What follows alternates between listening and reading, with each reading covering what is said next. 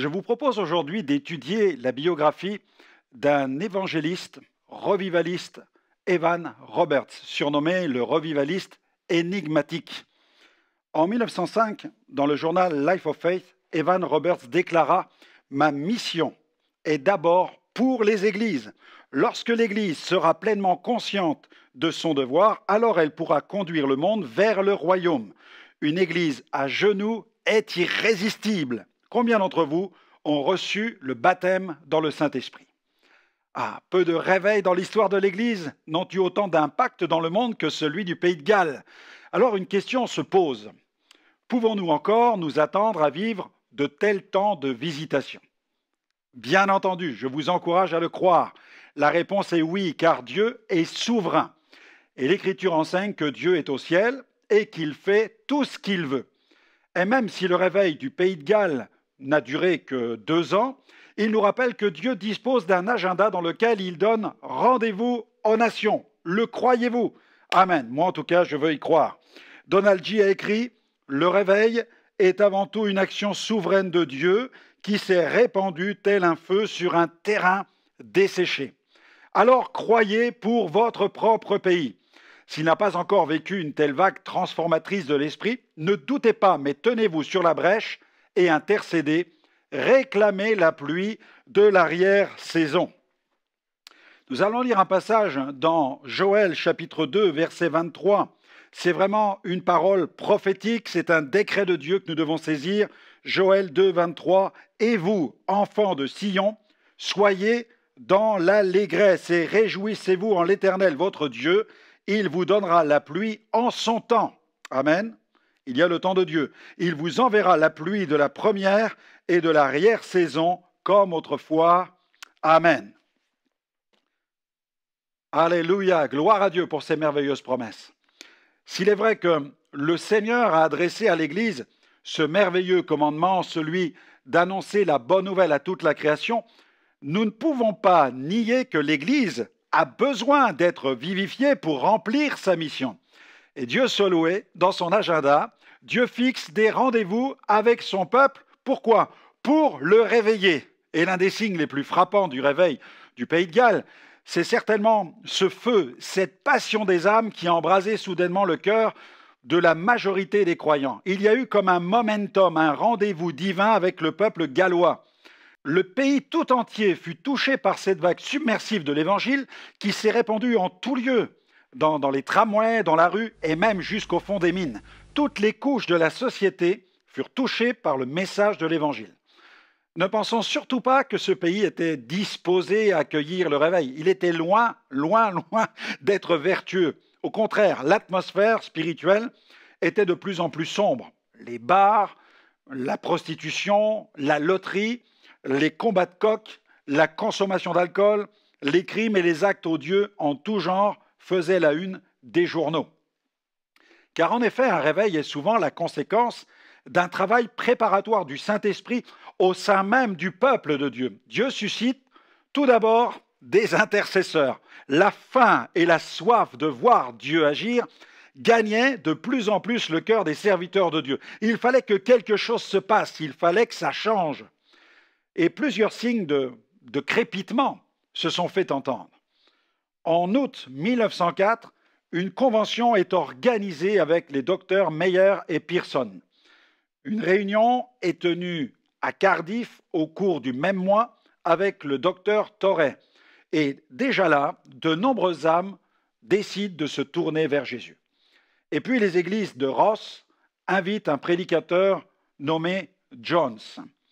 4 semaines après le départ de ce prédicateur, un journal rapporte ceci. Écoutez bien, toute la région est saisie d'une force spirituelle extraordinaire et rien ne donne à penser que cette force va lâcher prise. De toute évidence, ces nombreuses réunions ont servi de combustible au réveil gallois. Mais le feu va se répandre sans que personne ne puisse le contenir. Et Dieu va se servir d'un homme, un jeune homme, son nom Evan Roberts.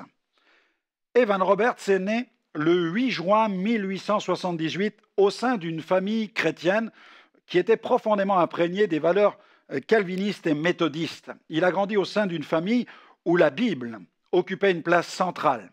Et cette foi lui procurait de solides valeurs morales.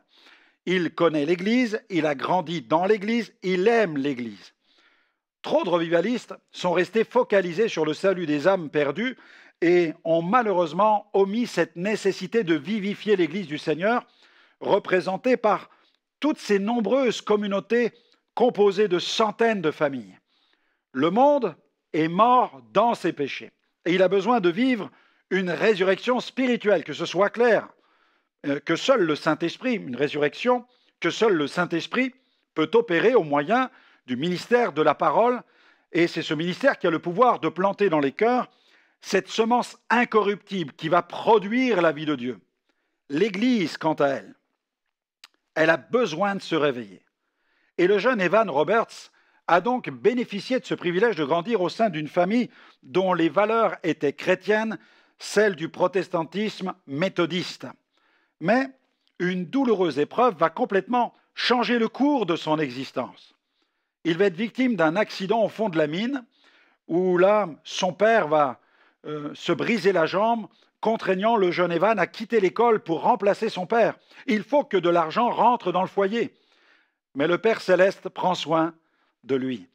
Son poste consiste à garder les portes du puits, ce qui lui permet de partager abondamment la bonne nouvelle.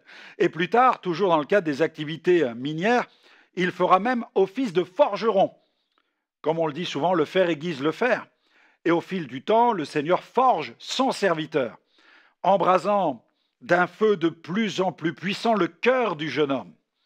S'il arrive qu'Evan descende au fond de la mine, une chose est sûre, il n'y va jamais, jamais sans sa Bible. Elle ne le quitte jamais, cette Bible. Et pas question pour lui de la cacher. Même ce terrible incendie qui fit rage un jour dans son secteur n'est pas parvenu à brûler cette Bible. Dieu porte un regard favorable sur le jeune garçon. Et en 1891, il a 13 ans. Et là, il va vivre une rencontre personnelle et profonde avec Dieu à la suite de cette question qu'un prédicateur adresse à l'auditoire de son assemblée. Et cette phrase qui va résonner derrière le pupitre le tourmente sans cesse. Qu'as-tu fait pour Jésus? Qu'as-tu fait pour Jésus? Qu'as-tu fait pour Jésus? En 1898, il a 20 ans. Il quitte la maison pour se rendre dans une ville située plus au nord, Mountain Ash. Il sent au plus profond de lui que Dieu le prépare pour de plus grandes œuvres. En 1903, âgé de 25 ans, il recherche le baptême dans le Saint-Esprit. Et il prie avec persévérance pour sa réception. C'est alors qu'il va vivre des temps de visitation très particuliers pendant la nuit. Il raconte d'ailleurs qu'il était souvent réveillé vers 1h du matin et il priait pendant 4 heures. Ensuite, il s'endormait à 5 heures et ensuite il se relevait à 9 heures pour prier jusqu'à midi. En 1904, il quitte définitivement la mine car une passion le consume totalement, celle de la conquête des âmes. Au cours du printemps de l'année 1904, Evan Roberts va vivre un moment d'extase, un moment de visitation, ce qu'il appela plus tard sa montagne de la transfiguration. On raconte que cette puissante visitation laissa même des traces jusque dans son comportement, car il était assez régulièrement saisi de tremblements, provoquant même l'étonnement au sein de sa propre famille. Et il reliait ce phénomène à ce jour où Dieu l'avait visité. Le cœur d'Evan Roberts brûlait de façon tellement intense pour Dieu que certaines personnes n'hésitaient pas à émettre certaines réserves quant à son équilibre psychique. Il fut accusé par ses nombreux détracteurs de souffrir d'obsessions religieuses et même de mysticisme. Avec son tempérament enflammé, ce jeune homme était en complète rupture avec le conservatisme de l'époque. Mais un changement était nécessaire. Il fallait un réveil. Dès que le pasteur de son assemblée lui confia la réunion de prière, les cœurs furent remués. Face à l'enthousiasme qui gagne le peuple, le pasteur l'encourage à considérer le fait de se consacrer au ministère à plein temps. Et ce feu qui embrasait sa vie le consumait et le chassait irrémédiablement vers une immense moisson. Il était déchiré entre le fait de s'intégrer au cadre institutionnel et celui de se libérer de ce qu'il considérait comme des carcans pour s'engager pleinement dans une œuvre d'évangélisation conduite totalement par le Saint-Esprit. Déjà, dès 1904, ce tiraillement le plongeait terriblement dans des moments de dépression et de grande espérance pour le pays. Il lui fallait lâcher prise sur sa vie et se livrer complètement à la souveraineté du Saint-Esprit. Si le Seigneur fait de ses serviteurs des flammes de feu, le revivaliste doit veiller à garder l'équilibre. Le feu de la passion des âmes doit le consumer, mais jamais le carboniser. Son aspiration à une plus grande connexion avec le divin ne doit pas le couper de cette connexion avec l'humain. Le 31 octobre 1904, un premier réveil éclate dans une petite église locale, produisant une impressionnante croissance. Evan Roberts est puissamment animé par l'Esprit Saint. Il a quitté le pupitre, il se promène au beau milieu de l'auditoire, proclamant, interpellant ceux qui l'écoutent. Le but de cette visite d'église était la formation d'intercesseurs dans la perspective du réveil. Même les enfants étaient formés à prier le matin et le soir pour que Dieu répande son esprit. L'une des caractéristiques du réveil du Pays de Galles fut la résistance à toute forme d'idolâtrie. Evan Roberts, qui fut l'un des moteurs de ce réveil, refusa même d'être élevé au rang d'homme providentiel. Les photos du revivaliste furent d'ailleurs très rares. Il lui est même arrivé de se cacher derrière le pupitre le jour où un journaliste est venu pour prendre des photos de celui qui était connu pour être le promoteur de ce réveil spirituel. Le revivaliste doit-il passer son temps à se cacher, à raser les murs, à éviter la presse, les médias, pour la simple et unique raison qu'il pourrait tomber dans l'orgueil à cause d'une certaine popularité? Avec l'expérience, j'ai remarqué qu'il n'est pas besoin d'avoir de grands auditoires devant soi et des miracles pour être gagné par l'orgueil. Tout ministère doit régler ce problème dans son cœur. L'apôtre Paul nous offre un véritable exemple en la matière. Il avait su trouver le point d'équilibre entre son ministère, qui était parfois accompagné de miracles extraordinaires, c'est ce que dit la Bible, et l'auteur incontesté de tous ces miracles, c'est-à-dire Dieu. Il faisait en sorte de donner gloire à Dieu en toutes circonstances. Dans cette lettre adressée aux chrétiens de Rome, il écrit dans Romains 15, versets 17 à 20, « J'ai donc sujet de me glorifier en Jésus-Christ pour ce qui regarde les choses de Dieu, car je n'oserais mentionner aucune chose que Christ n'ait pas faite par moi pour amener les païens à l'obéissance par la parole et par les actes, par la puissance des miracles et des prodiges, par la puissance de l'Esprit de Dieu, en sorte que, depuis Jérusalem et les pays voisins jusqu'en Illyrie, j'ai abondamment répandu l'évangile de Christ. Et je me suis fait l'honneur d'annoncer l'évangile là où Christ n'avait point été nommé, afin de ne pas bâtir sur le fondement d'autrui, selon qu'il est écrit, « Ceux à qui il n'avait point été annoncé verront, et ceux qui n'en avaient point entendu parler comprendront. » Dans un réveil, la tentation consiste à mettre davantage l'accent sur les manifestations plutôt que sur le message.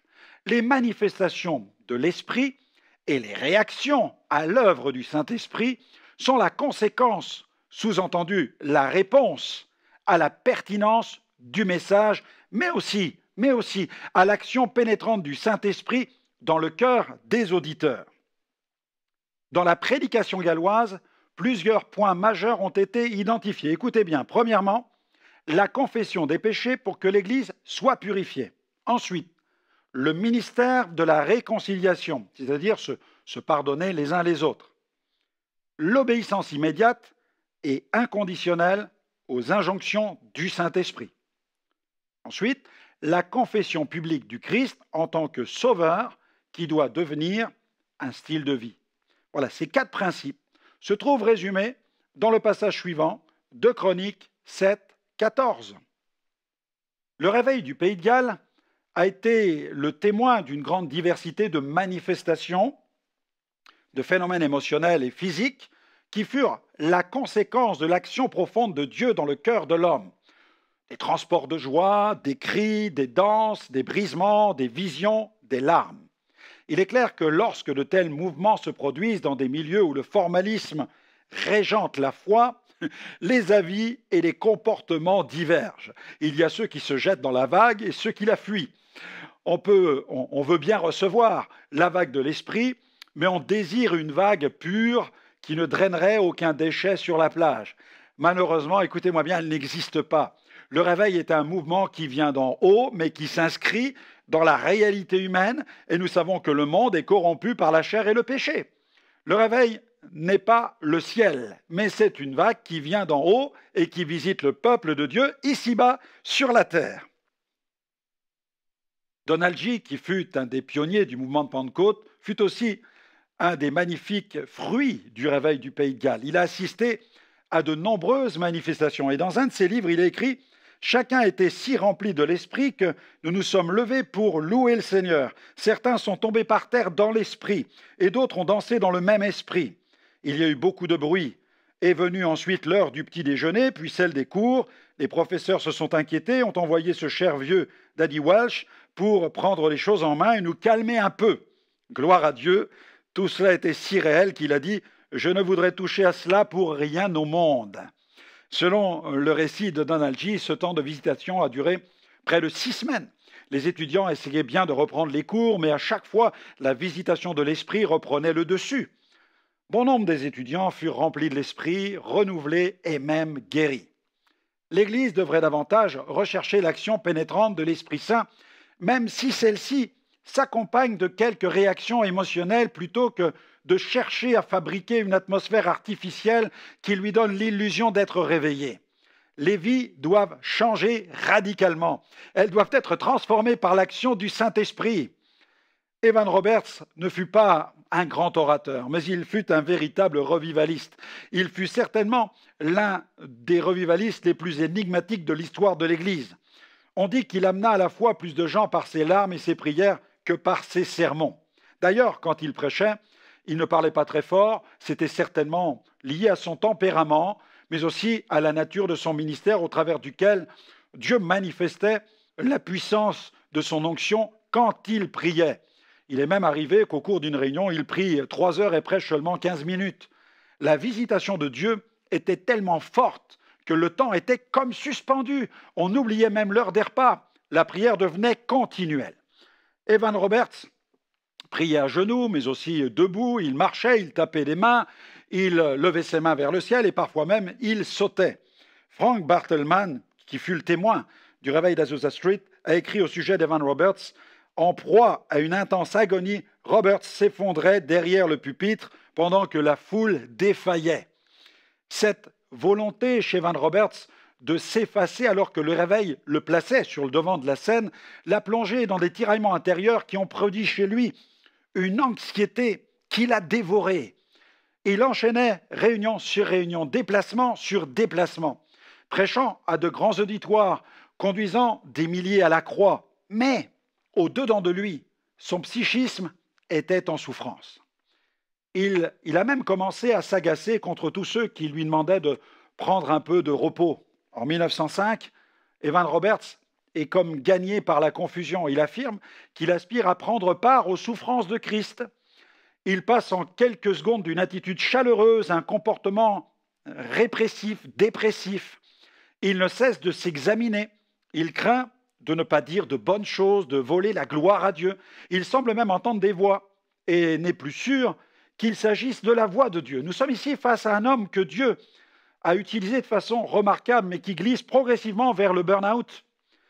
Victime de l'épuisement, il doit s'arrêter et il est même recueilli par un ami. Il sombre dans une dépression, dans une telle dépression, que plusieurs de ses missions sont annulées. Après avoir pris un peu de repos, il décide de reprendre le chemin de l'évangélisation, mais l'homme n'est plus le même. Il est profondément atteint dans sa santé. Une tournée est programmée et elle est même publiée dans les journaux, alors que nous nous souvenons qu'il répugnait ce genre de communication. Mais au moment de prendre place derrière le pupitre, sa secrétaire se présente et lit à l'assistance ce message de sa part. « Dis aux gens que je ne viendrai pas à ce service, l'esprit m'empêche de m'y rendre et d'y parler. » Evan Roberts prend la bonne décision de se reposer à nouveau et de passer du temps devant Dieu dans la prière et la lecture de la parole de Dieu. Après ce temps de repos, il reprend le chemin de l'exercice du ministère, mais il retombe très vite dans les mêmes excès et les mêmes travers, subissant les moqueries et les railleries du public. Au cours de l'été 1906, il est âgé de 28 ans et il se rend dans le nord du Pays de Galles où il prêche sur un sujet intitulé « Le nouveau fardeau ». Il exhorte les croyants à prendre part aux souffrances de Christ. Et ce sujet devient une véritable obsession chez lui. Il est révélateur de son malaise profond. Mais malheureusement, Penn Lewis, une femme très influente, contribue à précipiter sa chute. Fascinée par ce genre de message, elle met la main sur le jeune homme qui est épuisé. Elle avait une idée derrière la tête. Ayant été démise de son propre ministère à la suite de graves erreurs de doctrine, elle a voulu tirer les ficelles de cette figure montante du réveil gallois. Elle cherchait à se faire valoir. Et comme elle avait souffert de nombreuses calomnies, elle encourageait Evan Roberts à s'exprimer sur toutes les injustices, les critiques dont il était victime. Malheureusement, cette femme a creusé la tombe de son ministère. Son influence l'a précipité dans une 4e dépression. Et étant à la retraite avec son mari, elle a fait construire une maison à Woodlands dans laquelle une chambre était réservée à Evan Roberts. Il disposait d'un escalier privé et d'une salle de prière. Elle a mis littéralement la main sur lui et chaque jour, elle venait lui parler, profitant de l'occasion pour lui rappeler les nombreuses erreurs qu'il avait commises dans son ministère. Mais son état psychique ne permettait pas à Evan Roberts de prendre suffisamment de recul. Il se trouva pris au piège. Elle ne cessait de lui dire que sa vie n'était pas suffisamment crucifiée et que ses dons étaient bien trop charnels. Evan Roberts en arriva même à penser qu'il avait trompé le public et qu'il s'était trompé lui-même. Face au discours de Madame Penn Lewis, Evan Roberts a rejeté la dimension surnaturelle du ministère. Comment une seule femme était-elle parvenue à éteindre l'un des outils les plus merveilleux que le Seigneur avait utilisé pour l'un des plus spectaculaires des réveils? Proverbe 15, verset 4, nous dit ceci. La langue douce est un arbre de vie, mais la langue perverse brise l'âme. Environ une année plus tard, Evan Roberts commence à émerger de sa dépression. Mais les médecins qui s'occupent de son état lui déconseillent définitivement de reprendre le ministère de la prédication. Bien entendu, cette relation du revivaliste avec cette femme n'a pas manqué de susciter les plus vives polémiques. Elle le coupa de ses plus fidèles amis. Elle l'isola tellement de l'extérieur à un tel point que l'information concernant la mort de sa mère ne lui fut pas communiquée, ou elle lui fut communiquée que bien plus tard. Quand son père vint lui rendre visite, il refusa de lui parler. Il évoqua qu'il avait été mis à part pour un but plus élevé et qu'à cause de cela, il se devait d'oublier les liens du sang. Cette triste fin nous enseigne quelque chose d'important. Ne permettons jamais à personne de mettre la main sur nous. Écoutons la voix de ceux qui nous sont proches. On estime qu'Evan Roberts demeura 8 années dans la maison des Penn Lewis. Il sombra dans un total enfermement. Il quitta la scène publique pour se réfugier dans une maison, loin du public. Et de 1919 à 1921, il est alors dans la quarantaine. Il quitte les Penn Lewis pour se rendre à Brighton, dans le Sussex. Il tente bien de rédiger quelques enseignements sous forme de brochures, mais sans grand succès. Le contenu n'est pas très structuré et comporte pas mal de passages bibliques sortis de leur contexte. La confusion de son esprit transparaît même jusque dans ses écrits. La publication de l'ouvrage « La guerre faite aux saints » suscite les plus grandes déceptions parmi tous ceux qui avaient trouvé le salut au travers de son ministère. Ce livre semble contredire tout ce qu'il a pu prêcher et enseigner. En 1926, Evan Roberts rentre chez lui. Son père est souffrant et à sa plus grande surprise, il est accueilli avec joie. Tous les membres de la famille lui assurent qu'ils lui ont pardonné tous ses excès. On lui demande même d'assurer un service. Il accepte malgré les vives recommandations des médecins. Et tous les auditeurs sont bouleversés d'entendre tout à nouveau la voix. L'expérience est si étonnante que le bruit se répand. Allons-nous vivre un nouveau réveil? Allons-nous vivre un nouveau réveil? En 1928, son père décède. Le jour de ses funérailles, alors que des éloges sont prononcés à son sujet, il prend soudainement la parole et s'écrie « Ce n'est pas une mort, mais une résurrection. Rendons témoignage à la vérité. » Quelqu'un fit remarquer qu'elle avait ressenti comme une puissance traversant son corps quand il prit la parole. Le bruit s'est répandu que Dieu allait se servir à nouveau de lui pour un nouveau réveil. Les diacres de Morija le sollicitèrent pour des réunions et la nouvelle s'est répandue dans tout le pays. La foule s'est rassemblée, une foule immense. Il y avait des gens jusqu'à l'extérieur. Les enfants accouraient pour écouter celui qui avait été l'instrument de la bénédiction de leurs parents. Et d'une voix calme, il prêchait à l'intérieur et à l'extérieur. Alors une tournée s'est dessinée. Dans sa prédication, il a mis en garde l'Église contre le matérialisme et le conservatisme. Des signes et des prodiges ont accompagné cette ultime vague.